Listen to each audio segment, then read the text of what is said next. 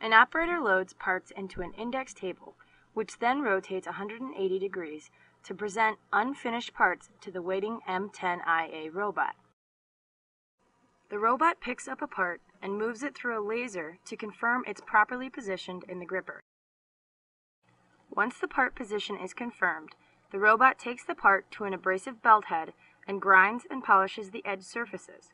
The end-of-arm tooling rotates the part to finish all sides consistently.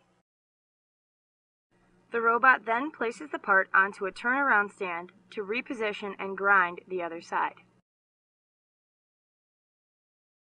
2 different grades of sandpaper are used to ensure parts are finished to the proper specification.